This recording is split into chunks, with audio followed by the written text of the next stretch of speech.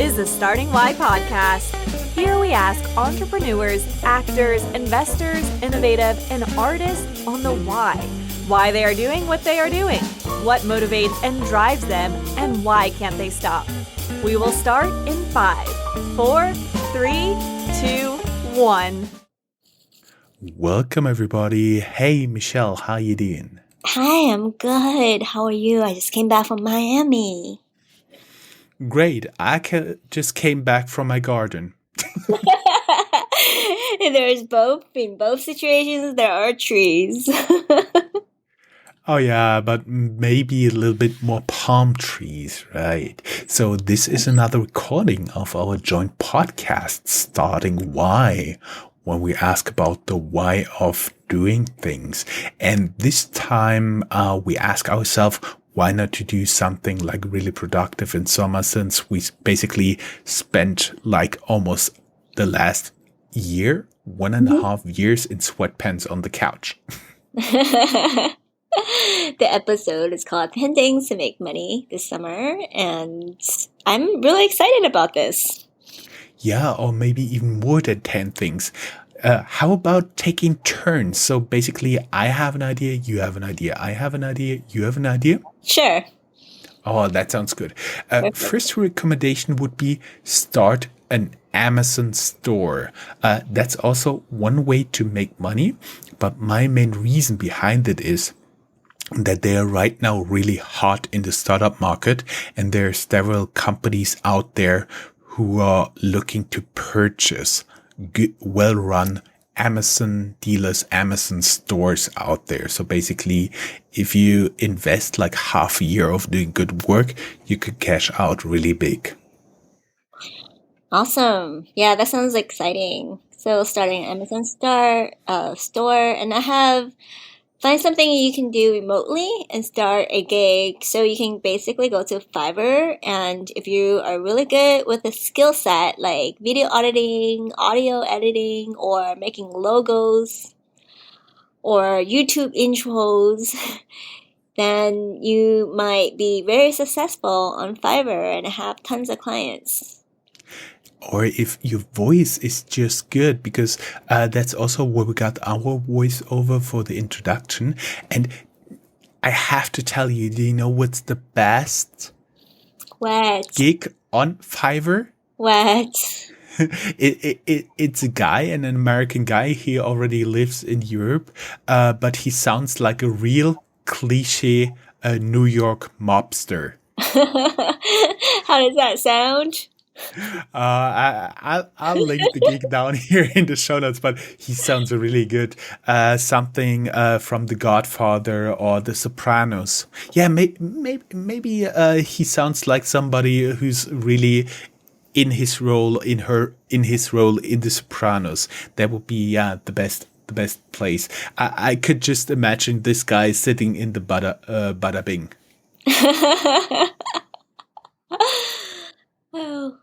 Oh.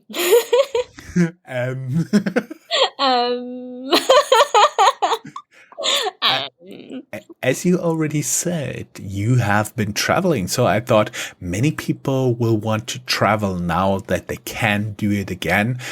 So there should be a big market for people who do house sitting. Oh, that's really cool. So you're telling me that when I went to Miami, instead of renting Airbnb or hotels, I could just sit in the house for someone. Yes, or you could pay someone to do that for you, like in your house. Then nobody gets stupid ideas. Interesting. Cool. That sounds really awesome. So if you wanted to travel, you could basically hang out at someone's house and you can get paid for it. That's a great idea. Wait. Do you just sit there for 8 hours and then you just kind of hang out at different cities? My understanding is if you do real house sitting, you live there in the house for the time the owner is not there. Because usually if somebody steals from a house or something, it's usually during the night. Oh, okay. Oh, got it. Yeah, that just kind of be careful because that could be scary as well. With house sitting, just if you're house sitting at a really wealthy place, make sure everything's locked because you don't want to be, you don't want to place yourself in a really dangerous situation. So just make sure that you have pepper spray and all that stuff. And you have to make sure to get along with the watchdogs really well, right? And that as well, yes, yes, you don't want to be attacked by little dogs. And you really don't know what if someone just enter into the house in the middle of the night and put a gun around your head. So just be careful. It's apparently a much less dangerous job here in Germany. Awesome, awesome. Yes, in the States, it really depends on where you live because I think certain cities have a bunch of crimes. So I was just in Miami and there were shootings. There's a few shootings in Miami. And I think one of them was happening in like near midnight in a pool hall. And I was just like, wow. So, yep, just be careful with that one.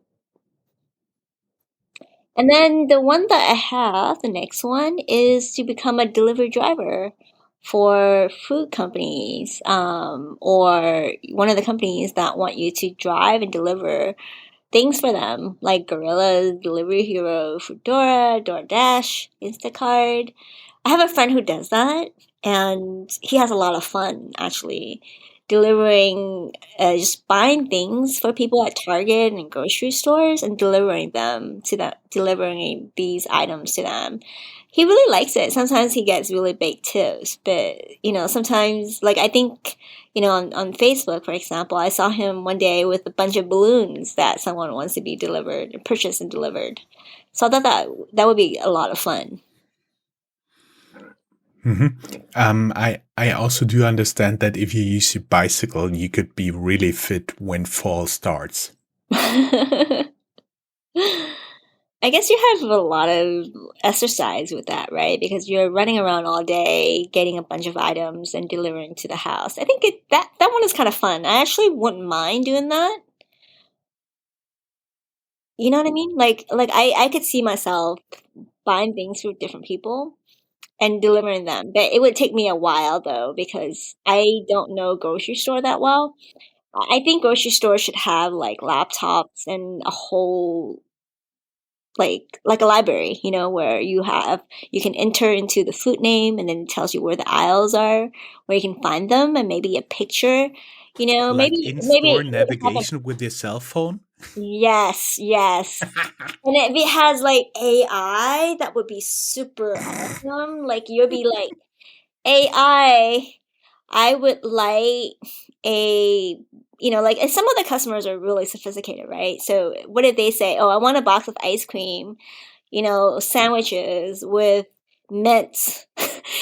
And I want it to be, 60 ounce or something. I know I'm just making things up, right? So, and you're like, I mean, you've never been to grocery shopping like me. I'll be like, whoa, where do you find that, right?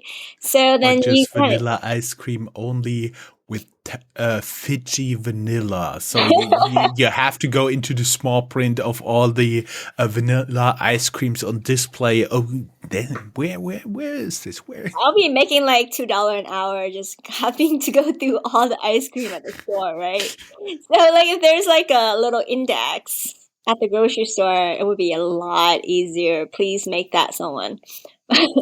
Actually, I do believe you'll have this situation at Gorillas.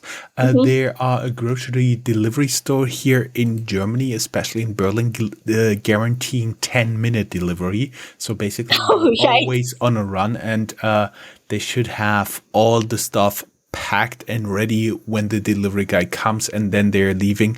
But admittedly, they are now a little bit in trouble here in Germany due to protests of the delivery people, because Hmm. it's really a tough job.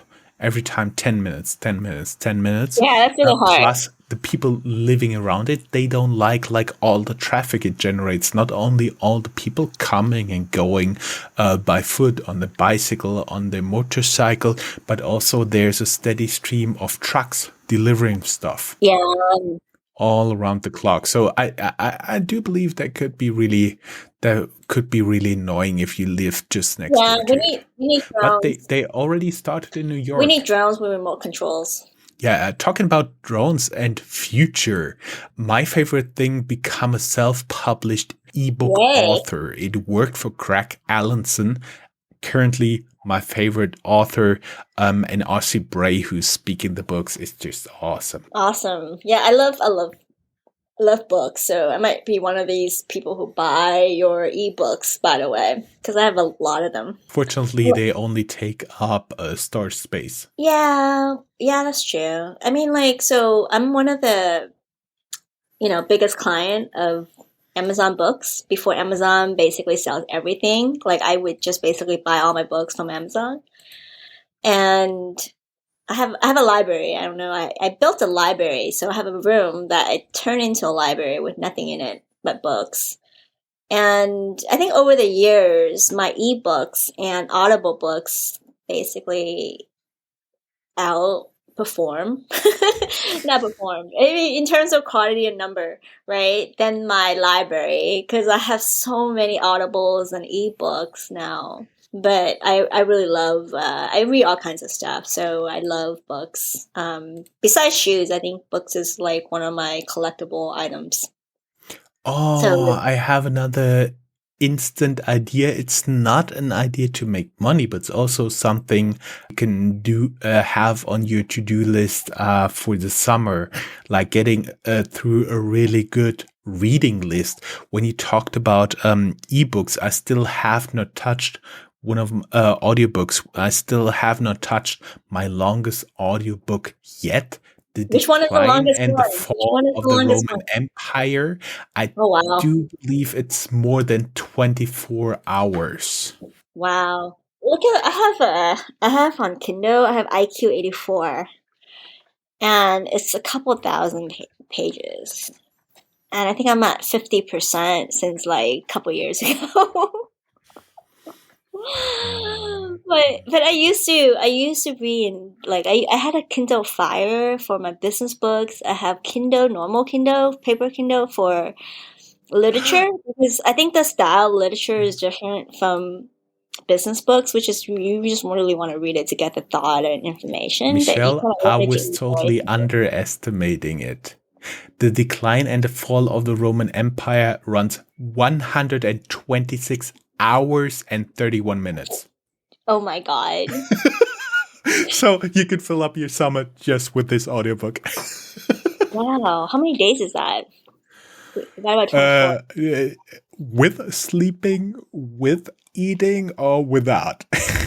Well, so it's like if you divide by 24 hours, you get the number of days, right? But if you divide it by that with like 12 hours, that is your, like 16 daytime days almost. if you listen 8 hours each day. So something Wow. 1575. So it keeps you busy for more than 2 weeks. 2 weeks. Oh, that sounds like, it doesn't sound that bad. It just sounds like kind of fun. Like if you're basically traveling somewhere and you basically is interested in that, then you can kind of like read that. It's not bad. What would be on your summer reading list if we are already taking a detour? I would like finish my two books, IQ84 and Kafka on the Shore. I think I've read more than half of IQ84, and then Kafka on the Shore. I think I also read half of it, but I think that book is a little bit shorter. And then I've been reading a lot of books. I went through so many now, but I've finished all the rest of it though. Hmm. Um, there are a few books that I read multiple times for fun. So I get really, and then I would read like poetry, I guess, because, now that I'm more of an NFT artist, I kind of wanted to, again, find out my voice because I love writing and I love poetry. So, and I have like books, poetry from all around the world, even poetry from Germany. I have like a book that I purchased like years ago from poets in Germany, and like I love like different books from all around the world, so I think that would be on my summer reading list. How about you? I definitely have Craig Ellens on Hmm. there. I do have a few other books. Of course, The Decline and the Fall of the Roman Empire. Don't ask me in full if I have listened to all of it. Then there is, let me quickly check here. Hang on one moment, please. Sure. Well, this is so fun. I think we should try out some of these ideas. Like, I feel like I need to start going to The Target and Millionaire delivering. Next Door, The Surprising Secrets of America's Rich, Complete Family Oh Wealth. yeah, Oh I love yeah, that the book. Expanse series. I'm currently in audiobook number 5. Okay, so let me like the New Near Next Door. UEM. Wait. With UOM. No, UOW. The accumulators of wealth. Yeah. Yeah. So the millionaire next door, they compare the lawyers with the janitors. And the janitors are making more money than the lawyers because lawyers have a lifestyle that they need to spend a lot of money just to be normal and to look their status. But janitors don't, and they basically are more humble, and they could make money cleaning and performing other services for other people. So it's a really interesting concept, and they look at how much you accumulate in terms of wealth, and how much you spend. So but I think the premise of it is that your neighbors, even though they look normal, could be millionaires. You just never know. So there's no need to be snobbish. On my to-do list is also Invent and Wander, the collected writings of Jeff Bezos. Hmm. Maps of Meaning. Oh, that sounds awesome. What else is there? Yeah, Platform Revolution. I'm already. Oh yeah, The Return of Marco Polo's World War Strategy and the American Interest in the 21st Century. Silo series, definitely on my to-do list, but I'm not sure if I get to it soon. How Innovation Works Hmm. and Why It Flourishes in Freedom. And I do believe that's already all of it for this summer. It'll be a lot. Oh, that's awesome. Yeah, that sounds like an awesome list. Hmm. I think the next one for me is becoming a mystery shopper. That sounds like fun. So if you like shopping, you might want to be a mystery shopper for your favorite brand. So do you see yourself as a mystery shopper? Hmm. Yeah, maybe I could do it. Maybe I could not. What will you wear though? Like, do you feel like you need to dress up a certain way to be a mystery shopper so that you won't be known, or do you feel like you just need to be more normal? You know what I mean? Like, if you dress really fashionable as a shopper, then you probably won't be that mysterious. People will know who you are, right? So I'm just wondering, like, or do you dress up like like a normal Jane, and just kind of shop and be normal, like jeans and t-shirt, or you dress like the '60s and be a mystery shopper? Then everyone will probably look at you. So I don't know. Do you just kind of wonder about those things, or is it just me? I actually never thought to be a fashion mystery shopper. I would do mystery shopping, other stuff, but that's why I didn't think about it yet. Well, I mean, you're gonna be a mystery shopping other stuff like technology or like Apple. I mean, when you're like a mystery shopper, like usually I would think it would like be Macy's or Nordstrom's or Target or something. So no, it's kind of interesting, isn't it? Like where you're like a double agent shopper. Sounds like super cool. Like, do you wear glasses or you don't wear glasses? And like, do you just wear a hat? Do you try to be gray and not be like, not to stand out? So it's not super intriguing. Hmm. Well, my next recommendation would be start your own podcast or YouTube channel. There's a disclaimer attached to this. In 2020, each week, on average, there have been 17,000 new podcasts started. So I repeat, 17,000 Wow. new podcasts each week. Not episodes, but new podcasts. Of course, including StartuprAd.io. Yeah. Yeah, that's super awesome. And then I love podcasts. If you guys started, remember to use Anchor.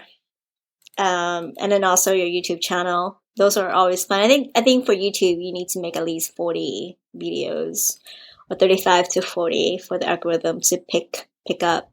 That sounds awesome. And then one other idea that I have is taking online polls. You can get paid for it. So if you go to Harris Poll Online or Focus Point Global or onlineverdict.com, you can basically answer surveys and you will be compensated for your time. I have a less serious recommendation. Learn Klingon. What is that? What is that? What is Klingon? Klingon language from Star Trek? How do you talk that? I don't know, but one of my former girlfriends, she had two special roommates and they only talk to each other in Klingon. Oh, really? Awesome. Yeah, as I said, those guys have been really special. That's awesome. That's going to be a super awesome like summer way to actually make some money is to learn Klingon, and maybe you can, it'll be kind of cool if you actually put it on YouTube or a podcast, and then also, as a Fiverr gig as well. That way you can like make money from multiple streams of income, not just one. The other thing I have is searching for unclaimed property. So the federal and state coffers, they hold billions of dollars worth of unclaimed property. Some of it could be yours, but you need to do the homework and track down the cash. You can go to unclaimed.org and missingmoney.com and see if you can find some of these money or claim some of these. Michelle, I just realized there is a Klingon language institute online where you can learn the language. Oh, wow. That is... So is it a nonprofit or someone is actually monetizing that? I think they're become a member. Yeah. It's a membership-based organization. Yeah. But it's okay. $10 a year. Yeah, that's okay. Yep. That's kind of cool. I think we should all join. I'm still not 100% sure how you could make money from this, but at least it keeps you busy. I think so. I think if you... Wait, how about this? If you learn Klingon and you document your process of learning it on a podcast or a YouTube channel, and then offer that language translation as a Fiverr gig, you might actually be doing something well. And don't forget to make that. T-shirts and sell them on your Amazon store. Yes. Yes. And you can actually learn it while doing some house sitting as well. Or being a mystery shopper. write a book about it, about how your process of learning it. So then you covered everything, but also visit the unclaimed property. You never know. Maybe the language goes with a property that is just waiting for you. Yeah, you can never be sure. This is awesome. Check out some of the books that we mentioned as well. We'll basically put an Amazon link below so that you can purchase them if you want. Yes, we will. And I do believe we will meet again for the next episode StartuprAd we'll be doing together, because there'll be also some episodes where either one of us is going to interview guests. Yes, really excited about that. There's going to be episodes that we're going to talk to different guests about why they started what they started. Mm-hmm. Sounds pretty promising. So talk to you soon, Sunshine. Bye-bye. Bye.